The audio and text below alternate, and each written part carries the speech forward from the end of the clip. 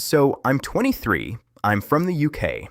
I run a faceless YouTube channel called Wi-Fi Uni with 25,000 subscribers, and it makes me around 2 grand a month.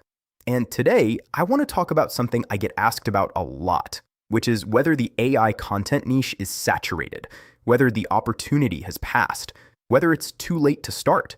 And I want to give you my honest answer based on 2 years of actually being in this space, rather than just observing it from the outside. And my honest answer is that I think this niche has years of growth left in it, and I want to explain exactly why I think that. Please excuse this AI slop voice. I promise the value in this video is worth it. And before I get into the reasons, I want to address the saturation question directly, because I think it's the wrong frame. Like, when people say a niche is saturated, what they usually mean is that there are a lot of channels in that space already, and therefore it must be harder to grow. And I understand why that logic seems reasonable, but I don't think it holds up when you actually look at what's happening in the AI content space specifically. Because saturation as a concept only really matters if the audience is fixed. Like, if there were a set number of people interested in AI content and a growing number of channels competing for their attention, then yes, more channels would mean less attention per channel, and the opportunity would shrink. But that's not what's happening here. The audience is growing faster than the content supply, and I've seen that directly in how the channel has grown over the last 2 years, even as more channels have entered the space. So the first observation, and this is the most fundamental one, is that the mainstream adoption of AI is still in genuinely early stages. And what I mean by that is the people who are currently seeking out AI content on YouTube are mostly already interested in technology, already interested in making money online, already in that early adopter mindset. And that group is still a relatively small fraction of the total population of people who are eventually going to want to understand how AI affects their work and their income and their life. Like, think about who's watching Wi-Fi Uni right now. It's people who are proactively seeking out information about AI tools and how to use them. And that's a self-selecting group of curious and motivated people. But the much larger group of people who are going to need this information as AI becomes more embedded in everyday working life, those people haven't started looking yet. And when they do, the demand for clear, honest educational content about AI is going to be significantly bigger than it is now. And I think about this a lot when I'm making content. Like, the videos I make today are reaching the early adopters, and the videos I'll be making in 2 or 3 years will be reaching a much broader audience as AI becomes something that affects everyone, rather than just the people who are already interested in it. And that expanding audience is the thing that makes me confident the niche has years of growth ahead.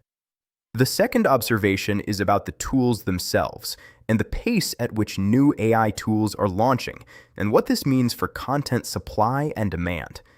One of the things that keeps the AI content niche fresh in a way that other niches aren't is that the subject matter is constantly changing.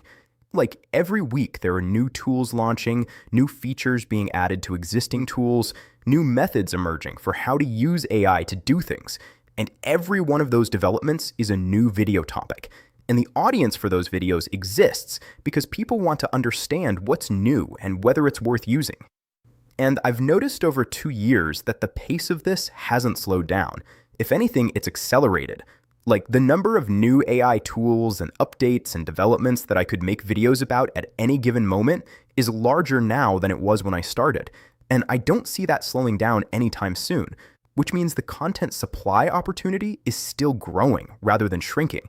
And this is genuinely different to most niches where the subject matter is relatively stable, and the only way to differentiate is on production quality or personality or some other dimension that requires significant investment to compete on.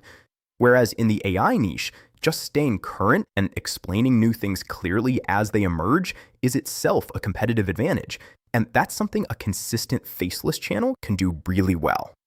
The third observation is about the quality gap.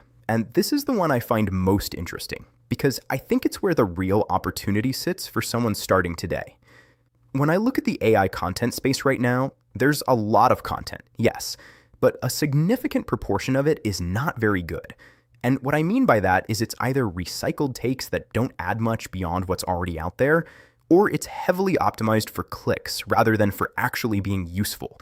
or it's made by people who are clearly just chasing the niche rather than having genuine knowledge of it. And viewers can feel that difference, even if they can't articulate it, and they gravitate towards channels that feel honest and knowledgeable and consistent.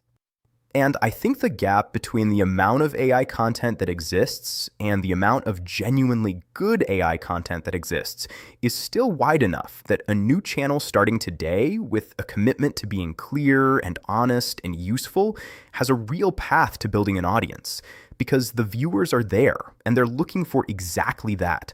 And a lot of what they're currently finding isn't meeting that bar. This is something I've seen directly with Wi-Fi Uni. Like, the comments I get most often are people saying they found the channel because they were looking for honest, straightforward information about this stuff and kept finding content that felt like it was either overhyped or not actually useful. And the fact that viewers are still saying that 2 years into the channel being active tells me the quality gap is still real.